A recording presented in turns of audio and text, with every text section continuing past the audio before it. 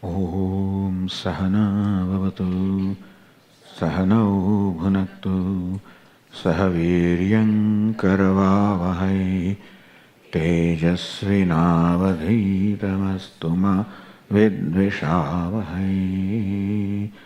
Om Shanti Shanti Shanti.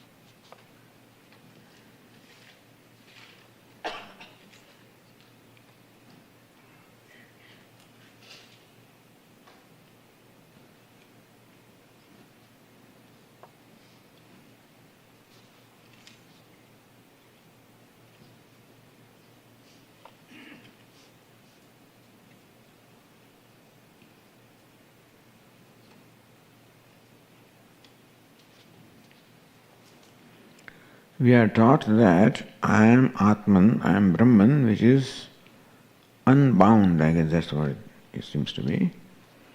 We are also taught that we are not the gross body or the subtle body, mind, intellect, etc. We are not.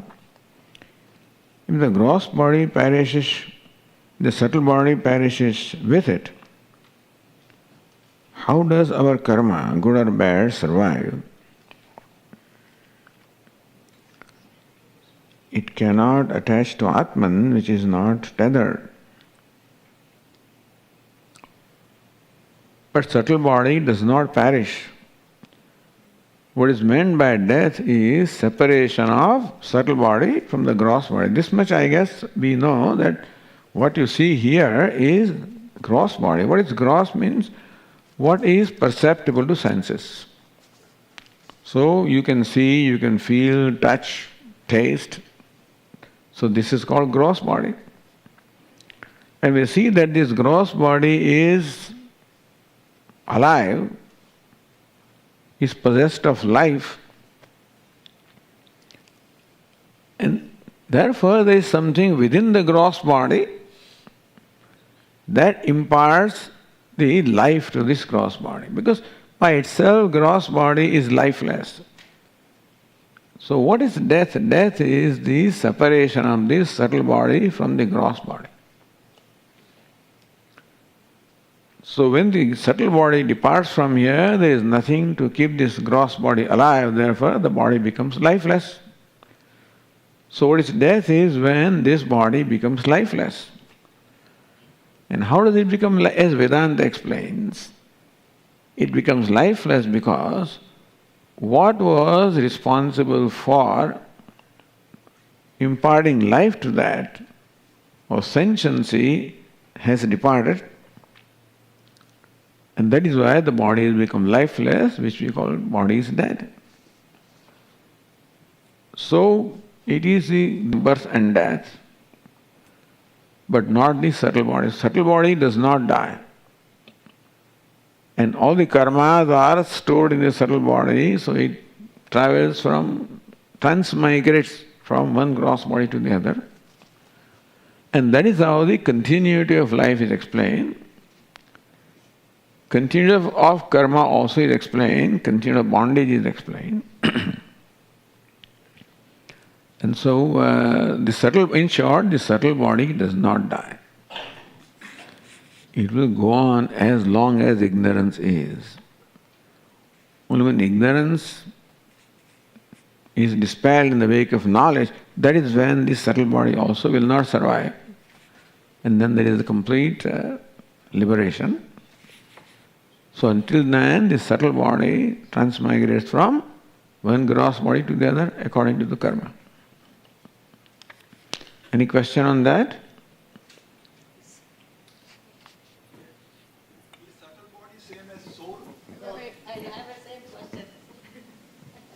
Who has a question there?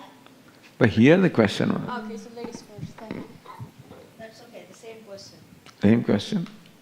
Same mind. Is that subtle body is the Atman, or I'm confused here? No, it's not Atman. Okay. So, to give you a sort of an illustration, there's… The soul, Atman. Yeah, I'll tell you. There's no fan here, to illustrate, but you know what a fan is. So a fan has… Is there one fan there? Oh, that… Oh, okay. The pedestal fan is there. But anyway, so fan has an outer casing,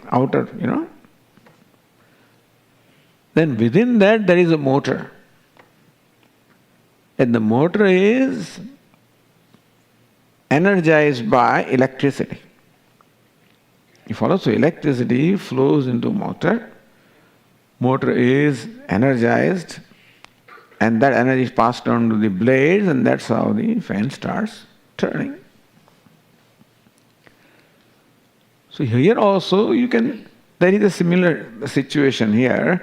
This body that you see we call gross body is comparable to the body of the fan. Now the motor you don't see there. Similarly, there is subtle body within which you do not see. But subtle body which gives life to this gross body. And Atma, or the consciousness, can be compared to the electricity. So electricity first of all enlivens the motor, and motor in turn runs the fan. So also Atma or consciousness enlivens the subtle body, which in turn makes this gross body alive and active. The motor is exclusive to that body mind. Yes. Every fan has its own motor. So every gross body is its own subtle body. Right. Electricity is one.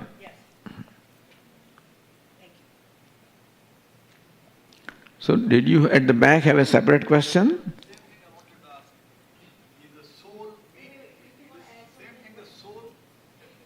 want to add something? Speak to What is the difference between soul and subtle body? You can call subtle body the soul. Okay, thank you.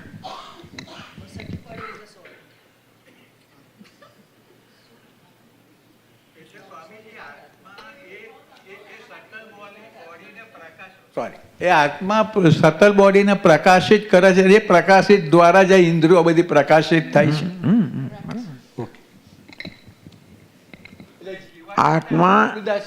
Atma enlivens the subtle body, and that in turn enlivens this body, including all sense organs and everything.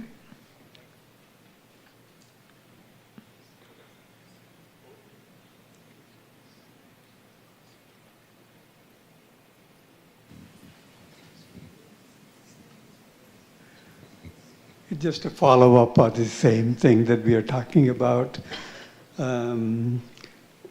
I think of mind and intellect associated with the brain and the other gross body physiologically.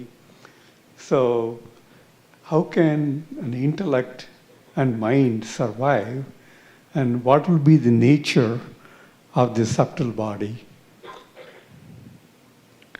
See, subtle body consists of the 5 organs of perception, 5 organs of action, the mind and the intellect. So each one of these elements has what we call the locus. The 5 organs of perception have different locuses. Organ of hearing, organ of seeing, touch, taste, smell.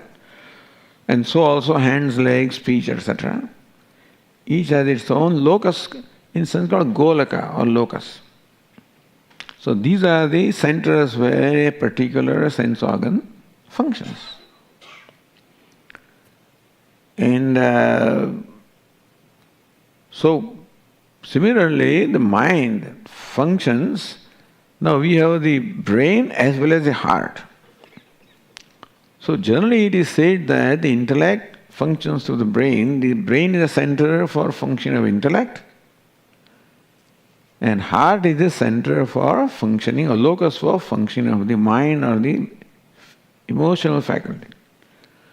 Brain is the locus for the functioning of the intellectual faculty, and heart is the locus for the functioning of the emotional faculty. So this is how we can say different. So the gross body provides the locuses. The mind, intellect, all sense organs are part of subtle body. Subtle body requires gross body for it to function. So different limbs of the gross body provide the locus for different aspects of subtle body. So in general you can say that the intellect functions through the brain and the mind functions through the heart. Thinking faculty and feeling faculty.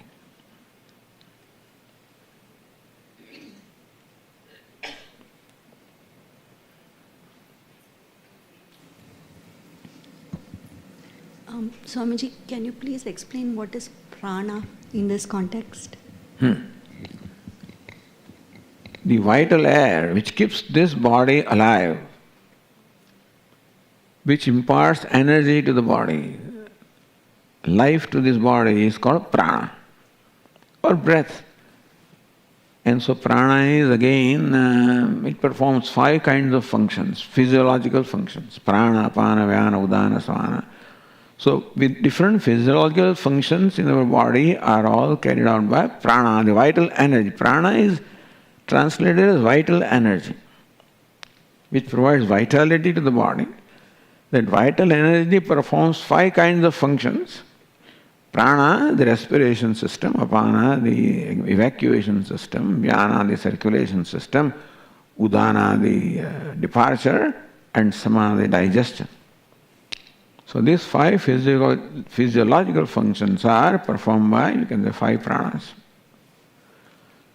And as long as prana is there, these systems are, and stronger the prana, stronger the systems. As the prana becomes weaker with the age, the systems also become weak.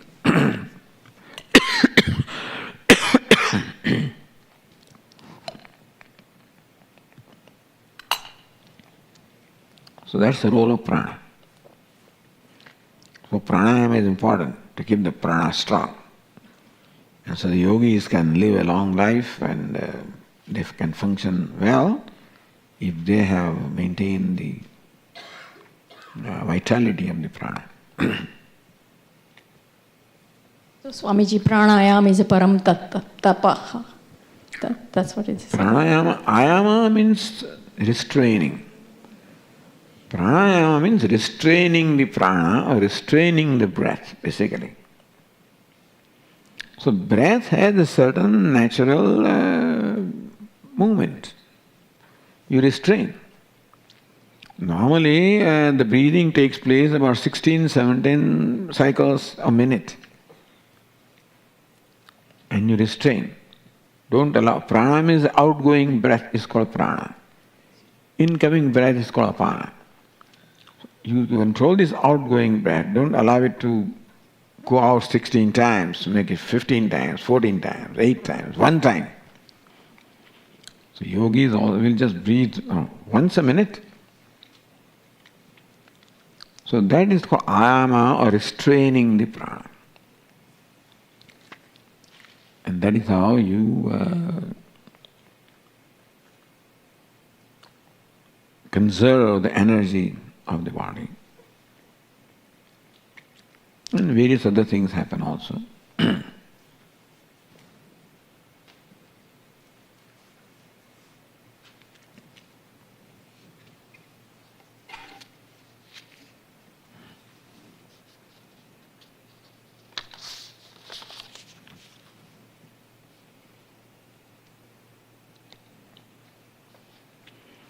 What is runanubandha?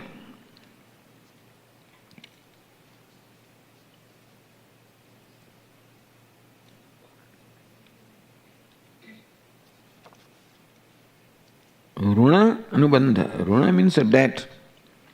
Runanubandha means that anubandha, or the connection that we have because of the past karma. Well, we are right now together in one hall, there must be some reason for we being here at this time under these circumstances. So there must be something, some karma must be binding us together to bring us to one place, in one situation. So that's called runanubandha. What brings us together? What's the reason why we find ourselves together with each other, functioning with each other, good, bad or indifferent, however it is. And so that's called runanubandha. That past karma brings us together, and because everything must have a reason. And our scriptures will explain that the reason for anything is karma, past karma. So your karma and my karma in some way create a situation where we are together right now in this particular situation. Because whatever happens must have an explanation, and karma is the explanation. That's called runanubandha.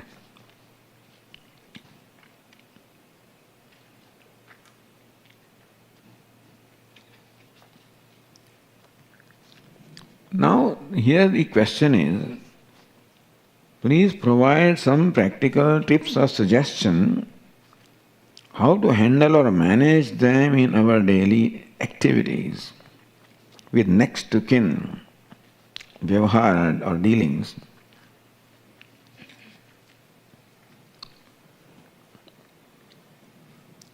See, the fact that we find ourselves together in a given situation is due to past karma. What we should do in the present is what we have to decide based on our basic values of life. So when we interact with people, whatever be the reason why we are together in a given situation, it may be family situation, social situation, work situation, professional situation. Now, how to interact with others will be basically determined by the values. How should we interact?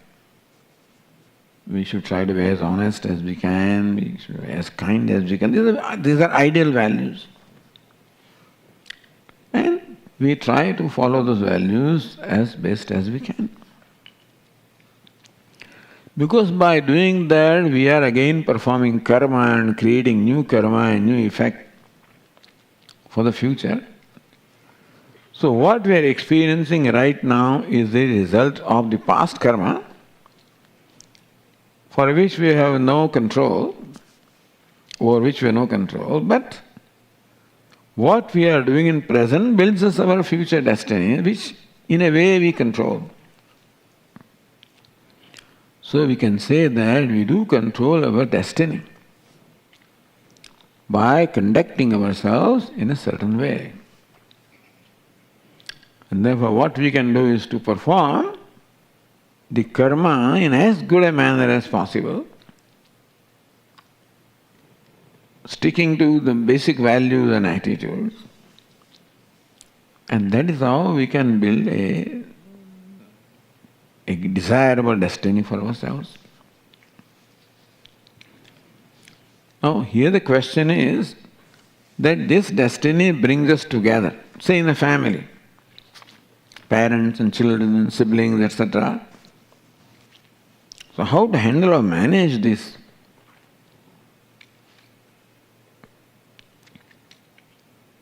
How to handle the vyavahara? There are two aspects of managing. One is the practical aspect of managing, depending upon who you are dealing with, what the nature is, and how to, relate to that nature, whether to keep distance, what should be the closeness, what should be the distance, etc. All of this is decided by the nature of the association of the two people. But while doing all of this, we can think of one thing, that as best as possible, our intention should be as good as we can possibly have. The karma will be determined by the situation, but the intention is what we should decide, and our intention should be as good as is possible. Because the effect of karma is decided not merely by what we do, but the intention with which we do also. So intention also plays an important role in determining the result. So what exactly we do is perhaps determined by the vyavahara as to who are the people with whom we interact. But what kind of intentions to entertain our mind is something that we decide. And therefore we should have value for good intentions.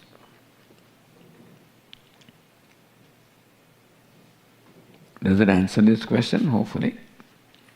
In case it does not, you can seek an explanation.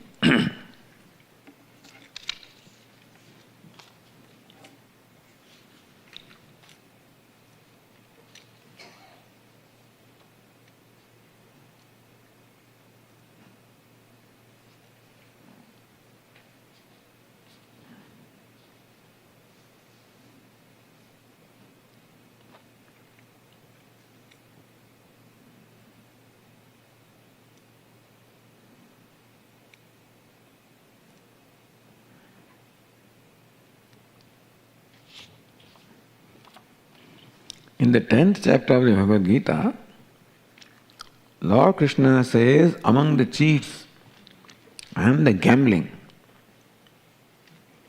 10th chapter, Lord Krishna says, Dyutam chalayatam asmi. Dyutam means the game of dice. Chalayatam, of those who cheat. So game of dice is often played for cheating the other fellow. So Lord Krishna is the champion in every aspect of life. So when it comes to cheating, he says, I am the best cheater in terms of the Dyutam, game of dice. So now, how to interpret and understand this value correctly? Does it mean that he is asking us to play dice?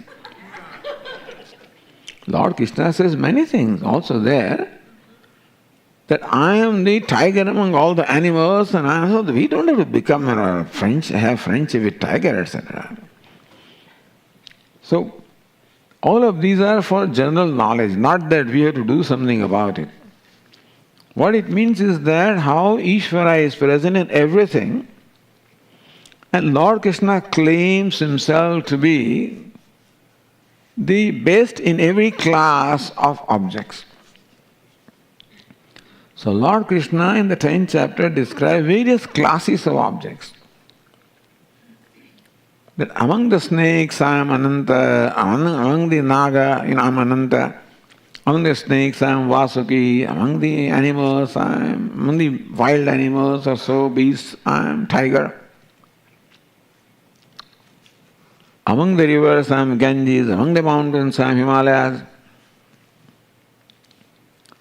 In fact, he is everything, not only Himalayas, he is all mountains. But then, in the 10th chapter, Lord Krishna describes his glories for the purpose of meditation.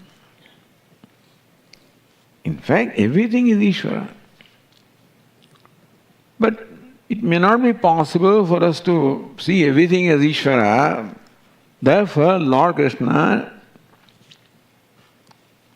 describes the most exalted in a certain class of things. The most exalted of all mountains, Himalaya, most exalted among rivers is Ganges, etc., etc. To help us meditate upon him. And so also among those who cheat, I am Dyuta, or I am the game of dice. That doesn't mean that he is asking us to play the game of dice or anything. It is just to appreciate there also how Ishvara is manifest there also. So Ishvara is manifest in animals also, snakes also, and cobras also, and human beings also, is manifest in trees and manifest in everything. Ashwatha, Sarvavrukshanam, among all the trees I am Ashwatha, people tree. So, in different class, thus Lord Krishna describes himself as the most exalted. And so therefore, the game of dice among those who cheat, that doesn't mean anything. Just to appreciate the presence of Ishvara, even in what is cheating that takes place also, Ishvara is present. Because nothing can exist unless Ishvara provides the existence and intelligence to everything. In that sense, so if you see the game of dice being played, appreciate presence of Ishvara, not that you have to play. So we are not asked to play the game of dice. You can't have to climb mountain and Himalayas to appreciate. From distance also, this Himalaya, this is Ishvara's glory. Ganges is Ishvara's glory. People, Vriksha, Ishvara's glory. And so also, the game of dice, Ishvara's glory. That's all it is. Here, if I gamble and make profit and donate it to this temple,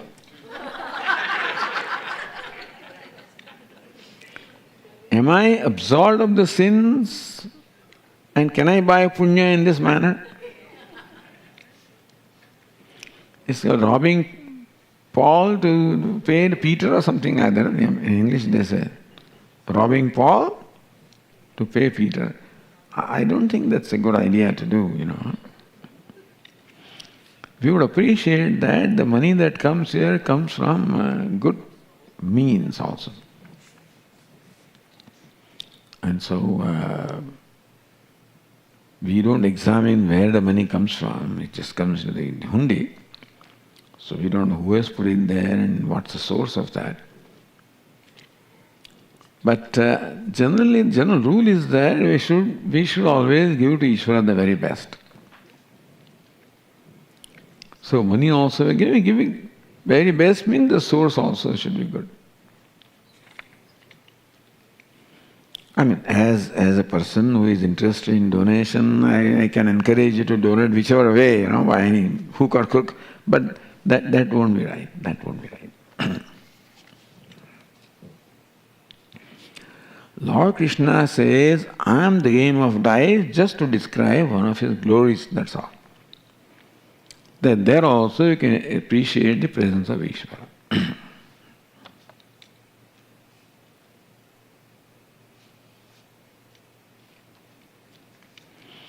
I find people less qualified make more money. How to overcome this sense of inadequacy?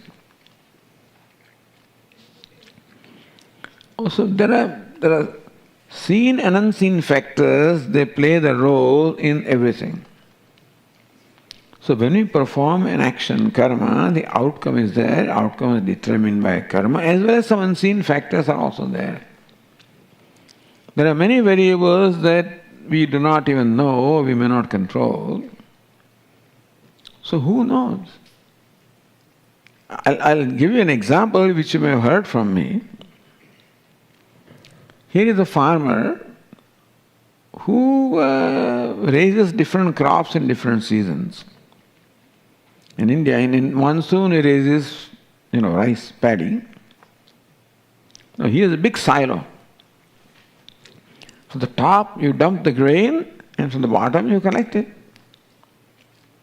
So when the rice is grown, he dumps it.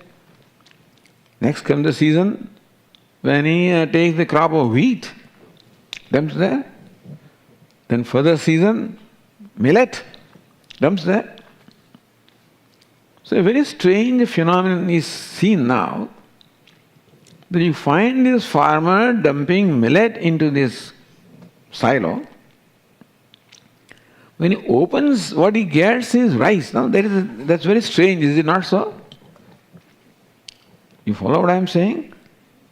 You find him dumping millet. And when he opens that opening at the bottom, what he finds is rice. How can it be, Swamiji? So an unqualified person gets away with so much. And unqualified person is getting this. We do not know that what that person is getting, a result of his unqualification or result of something that the person may have done in the past. What is happening right now need not be connected to what is he doing right now. We don't know the cause and effect relationship. That what we do now is immediately give results. The result that we find now may be due to past karma. And therefore, this is a common observation. People who are less qualified seem to get higher up. That's a complaint that qualified people have. All we can say is that he must have performed some karma in the past, for which he is reaping the result now. So, that you have this qualification, you're doing well, it will give you a result. If not today, tomorrow, continue to do good work and pray. So, Swamiji, if you don't mind, let me add, because so many times people equate qualified equal to the qualification in the college or education system. And a life qualification is not the only education. And that's why so many times educated people have that notion that because I'm an MBA, I'm PhD, I should be getting more money. That's absolutely wrong. Person who is, say, hypothetically managing a restaurant, he is not MBA, but his restaurant is successful. He is expert, he is qualified to do that business where he gets some money. So most of the time, particularly in our Indian society, qualification, always they equate with the college degrees. And that's the problem. Yeah, no, I appreciate what you say, but I said even if he is qualified by your standard, then also what you get now may be the result of the past karma, and perhaps the qualification that he has might reap him the result in future. So it is difficult, all I mean is it's difficult to determine the cause and effect relationship, that's all.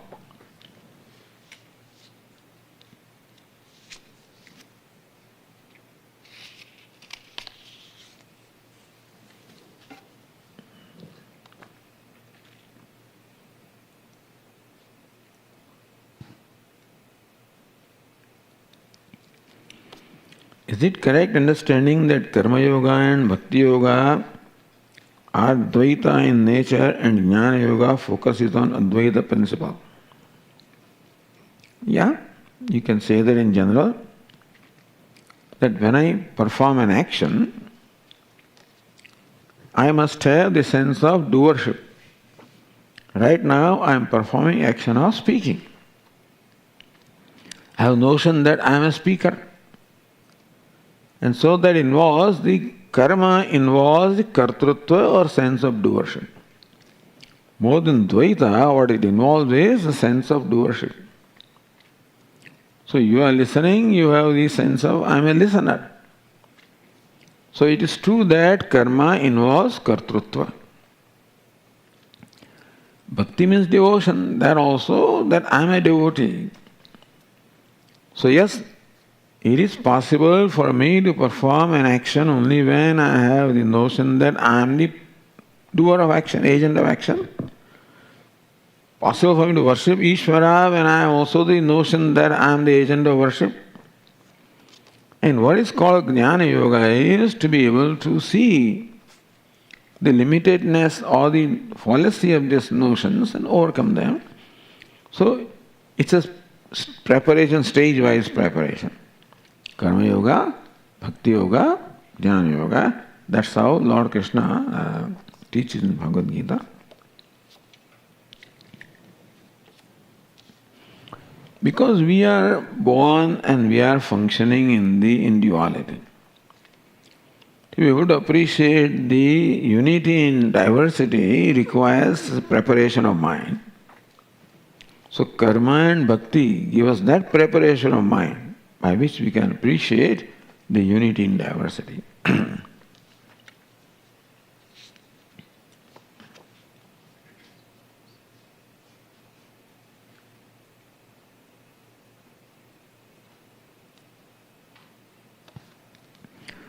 How do you deal with unwelcome thoughts?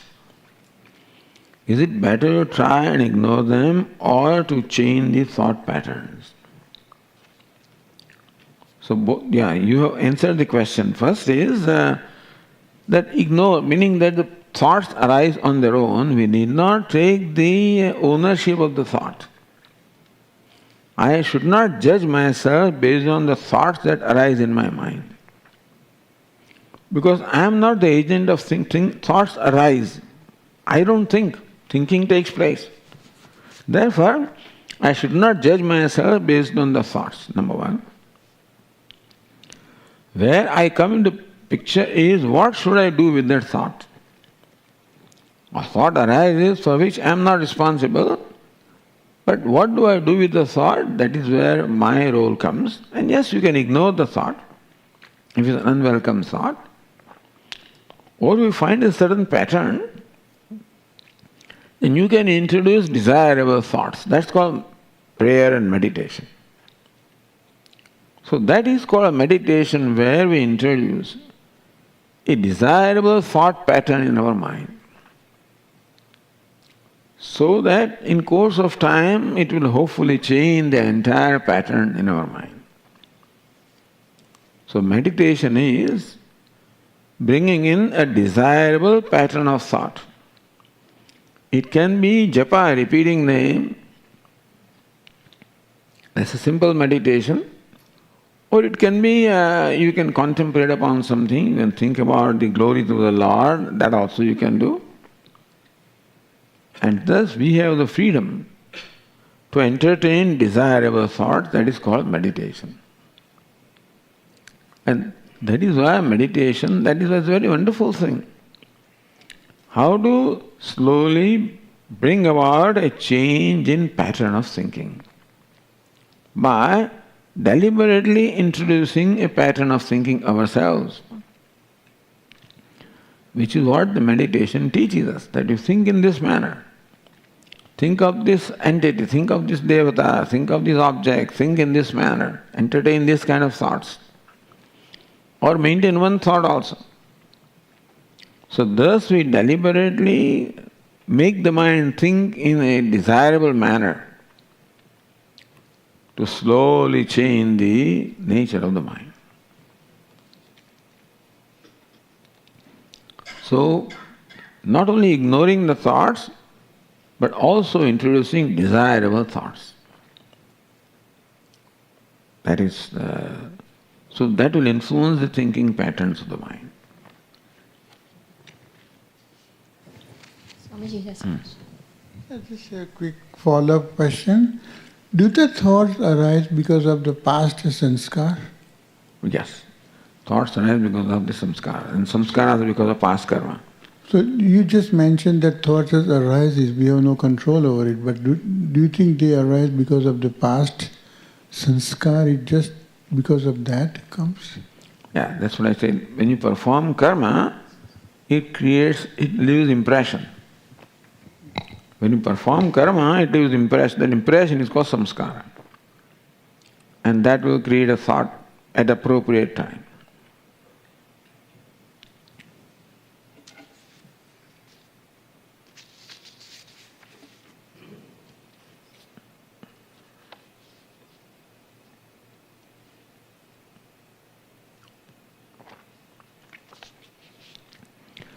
No judgment on world or anything. Does that mean ignore the reality and don't do anything? So don't judge. Don't be judgmental. That's what we are told. Therefore, no judgment on world or anything. Does that mean ignore the reality and don't do anything about it? Shouldn't one contribute to world's problems? When they say don't be judgmental, meaning that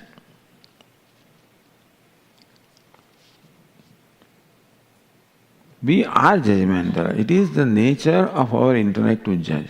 Nobody can, say that you should not judge. Unless we judge, we can't do anything. My first judgment is that you are all listeners. You are all students, desirous of learning and listening. That's my first judgment.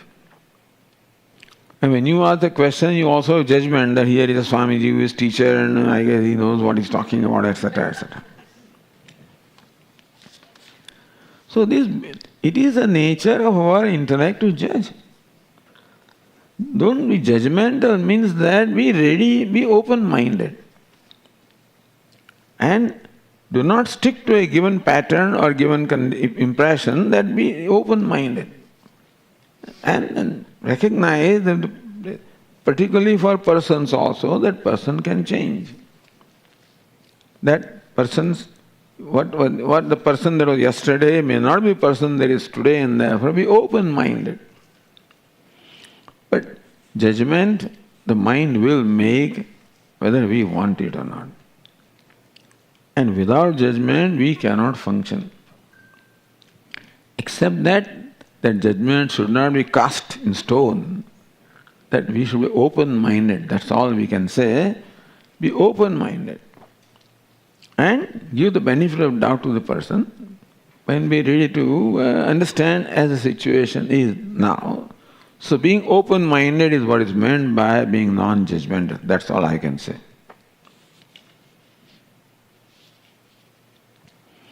Because we have to judge what's happening in the world.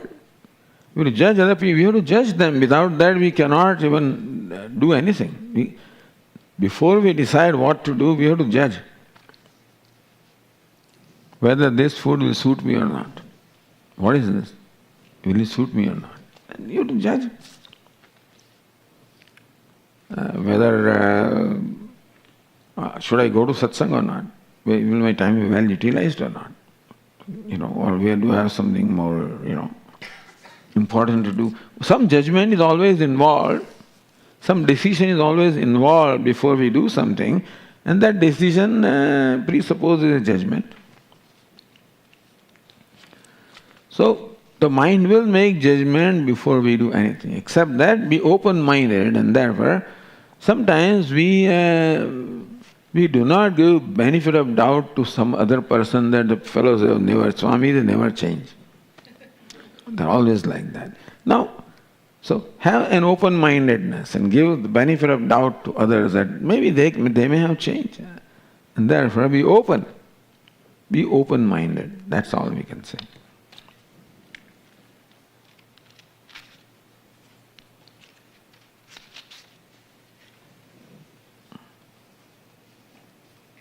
What are your thoughts on communism and socialism? I don't know really. I really do not know. I don't know what socialism is and what is what, So I'm sorry, I can't reply to those questions. And I can say it's not part of Vedanta, When we went to engineering college, it was an interesting thing. So we went to this heat engine lab, and then there was a professor who was, demonstrating something. And somebody asked a question, that's not my subject. First time I heard, that's not my subject. Wow. So that's my reply here,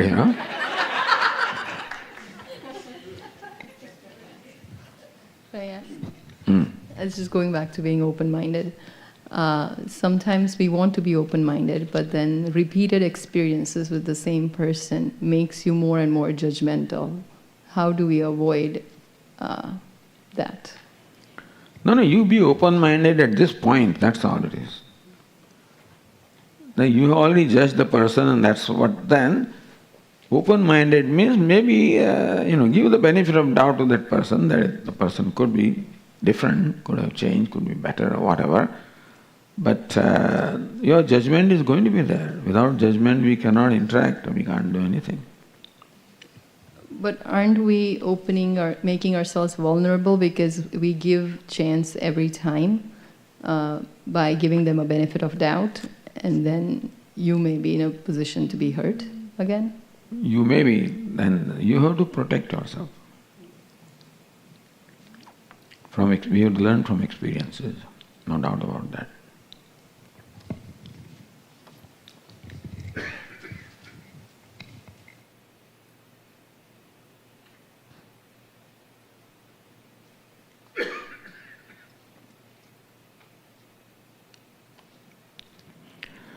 When we see injustice or unfairness done to others, we find ourselves angry about that. We sometimes act to remedy that situation. If that fails, we feel sad. How do we reconcile this anger and sorrow? When you see injustice or unfairness done to others,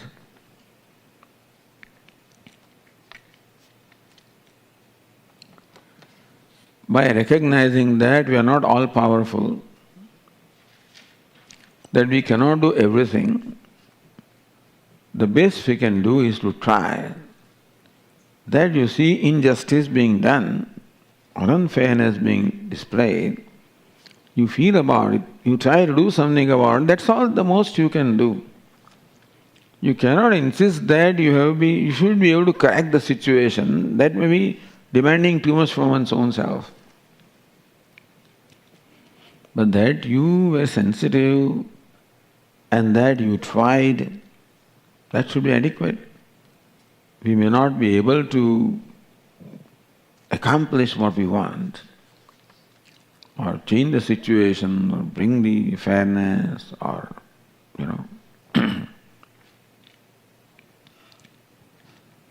we sometimes act to remedy that situation. If that fails, we feel sad. We feel sad because we expect ourselves to do everything. I expect from myself that when I am trying, that I must be able to be successful and change that situation of unfairness, etc. So sadness comes more because of my demand from myself rather than success or failure of the situation. And so give yourself also, be kind to yourself. Don't demand that you should be able to do everything. You tried. And sincerely tried. That's all you can do. We cannot demand from ourselves that I should be successful every time I do something. Does it make sense?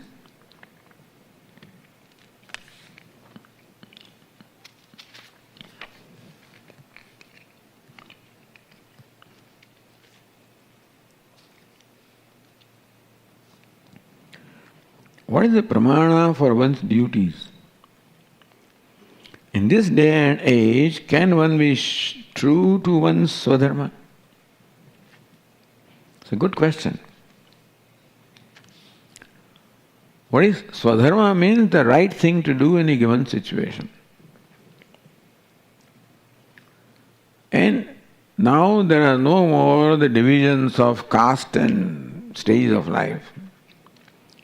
That Brahmana, Kshatriya, Vaishya, these kind of divisions no more remain. Or a Brahmachari, Grihastha, Vanaprastha, that also does not remain. Mainly only Grihastha and Sannyas. These are the two things right now. And therefore the old ideas of the Varnashrama are not, we have to now decide what is my Varna in the situation when I am functioning. What is my job? Is it a job of Brahmana, a Kshatriya, Vaishya or Shudra? Brahmana is a thinker, consultant, advisor, teacher, etc. Kshatriya is a leader, manager, breadwinner. Vaishya is accountant, salesman, marketing person. And Shudra is the one who does all the other chores. One may be everything also. In the house, I guess, you have to be all the four. We may not have the luxury of having different fellow Vaishya and otherwise Shudra. But then, in short, what you are will be determined by the situation and it may keep changing. You may be a Brahmana in this situation, a Kshatriya in the next situation, and home you may be a Shudra also, you have to do the sweeping, etc. So we do not have those kind of watertight compartments as far as the Varna and Ashrama is concerned. In every situation that decides what is the right response to the situation. That is Swadharma. To the best of our judgment, what is the right thing to do? That is called Swadharma under the present conditions when we do not have the guidelines of the Varna and Ashrama system.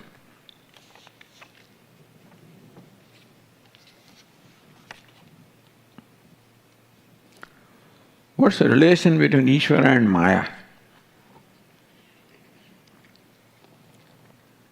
Relation is something similar to an actor and a costume. When an actor comes to a stage, he puts on a costume and then he acts different from what he is. So also Ishvara is Param Brahma.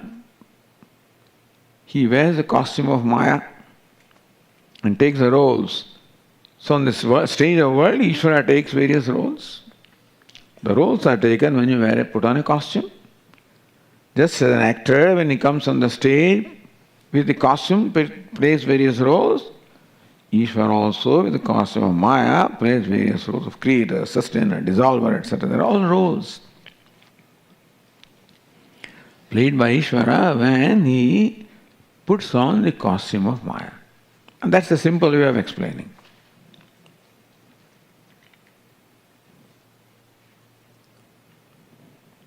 Any further explanation needed?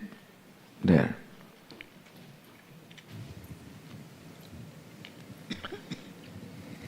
Swamiji, the topic of Jnana Karma Samuchaya, does that have any relation with this aspect of Maya when it comes into explaining how we are tied into karma versus when you are in the realm of Jnanam, it doesn't apply?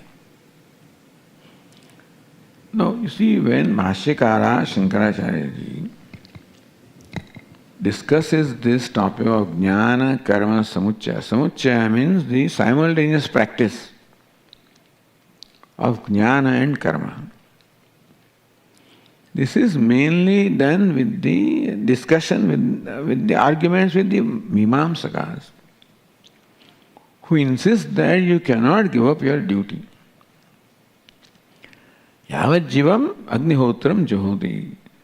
Vedas say that one should perform one's duty as long as one is alive. This is the Mimamsakas' belief. This is a lesson that they get from Vedas. Vedanta says Veda does that make that statement, but their statement is addressed to somebody. There are exceptions to that statement also. That a wise person who is free from a sense of doership is not accountable or is not addressed by the statement. So there are exceptions also. Jnana means that knowledge of the self that is non-doer or actionless self. And karma presupposes a karta or a locus of action. Therefore, both of them cannot go together. Jnanam, which means contemplating on myself as actionless, and karma, which requires me to take the role of a doer, they cannot go together. In that sense, Jnana Karma Samuchaya is not possible. This is what Bhashyakara says.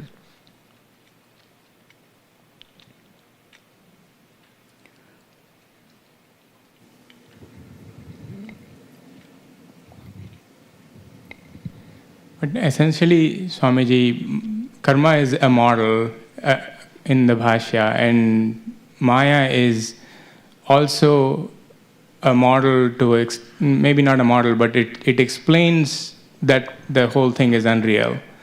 And if we take any of the sentences like Samatvam Yoga Uchyate, in terms of, like, if you are truly, if in the previous example, if your mind is truly not moved by any of the stimuluses, then maybe even in the Sukshma Sharira example, there is nothing left to hold you back in the world. You're not tied to it. Maybe that's the way I'm interpreting it. So when the world seems real to you, then the Maya is out there, but it's still seemingly real. So to me, there is a barrier between the two aspects, like when you're talking knowledge in terms of samatvam yoga uchyate, or you're not interested you're interested in nivritti, not in pravritti. So then the laws that apply in that realm cannot be taken into the laws that apply in the karma world.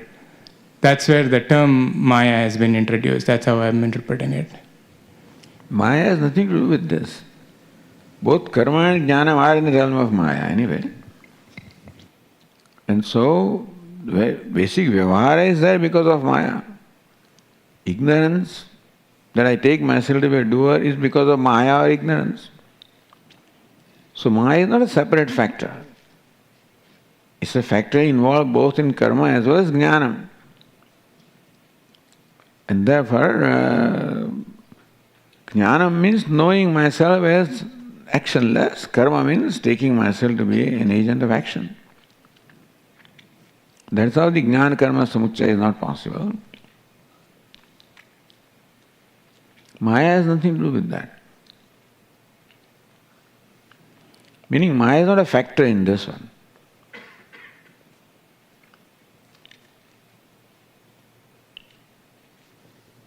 Okay, let us see.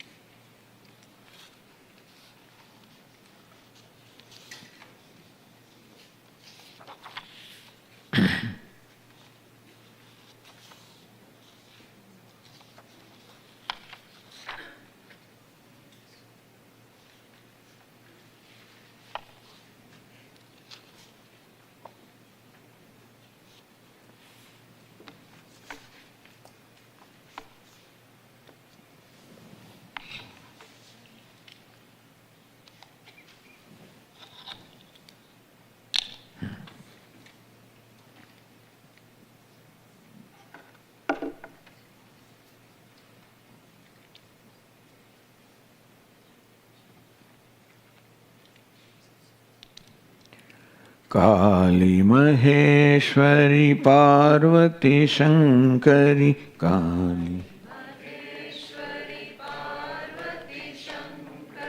काली महेश्वरी पार्वती शंकरी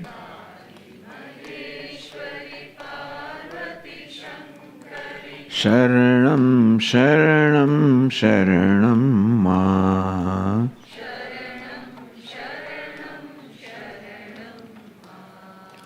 शरणं शरणं शरणं मां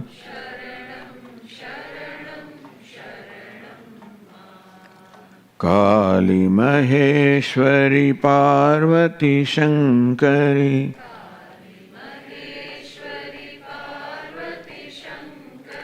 शरणं शरणं शरणं मां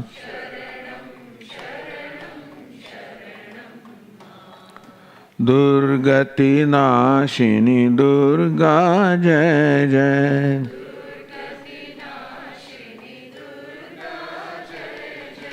दुर्गति नाशिनी दुर्गा जय जय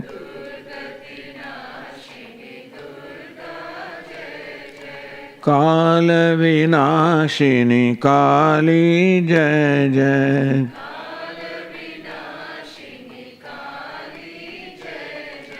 काल विनाशिनी काली जय जय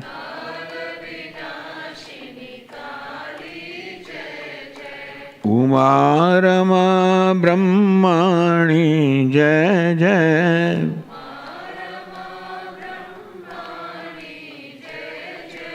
उमारमा ब्रह्माणि जय जय।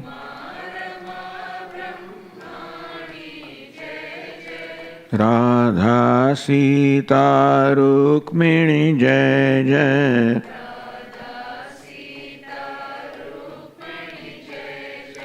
राधा सीता रुक्मिणी जय जय।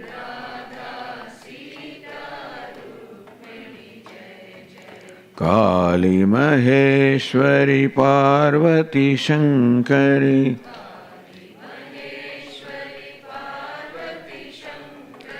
शरणं शरणं शरणं मां।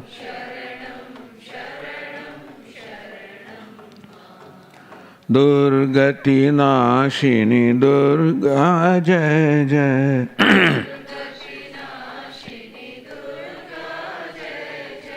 दुर्गति नाशिनी दुर्गा जय जय।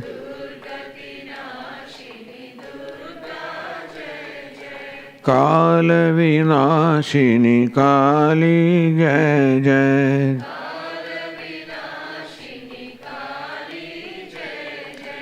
उमारमा ब्रह्माणि जय जय।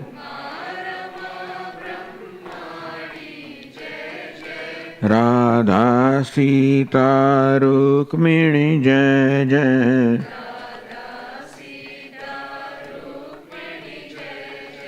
राधा सीता रुक्मिणी जय जय।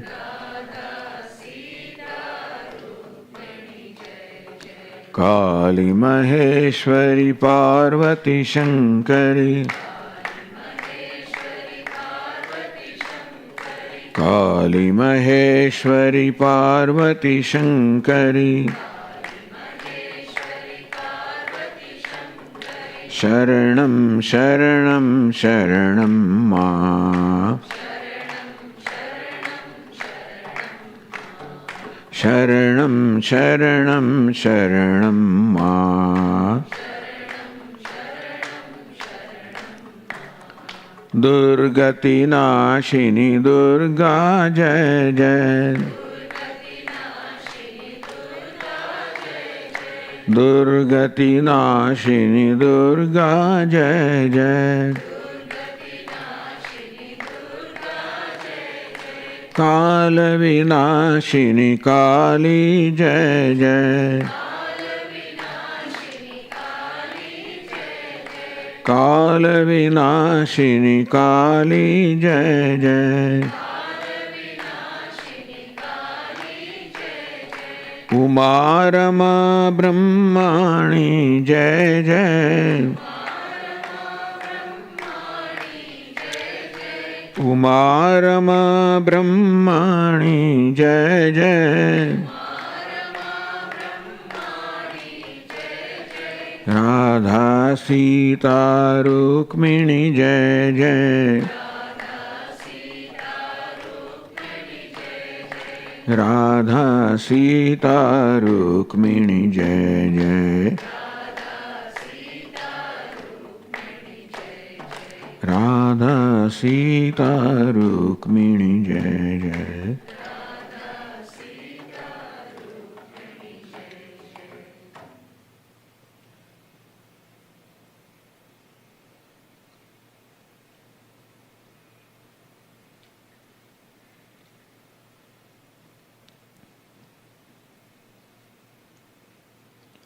ओम सर्वे भवन्तु सुखिनः। सर्वे सन्तु निरामयाः। सर्वे भद्राणि पश्यन्तु। मा कश्चित् दुःखभाग् भवेत्। असतो मा सद्गमय। तमसो मा ज्योतिर्गमय। मृत्योर्मा अमृतङ्गमय। ॐ पूर्णमदः पूर्णमिदं पूर्णात् पूर्णमुदच्यते। पूर्णस्य पूर्णमादाय पूर्णमेवावशिष्यते। Om Shanti Shanti Shanti. Hari Om. Shri Gurubhyo Namaha. Hari Om.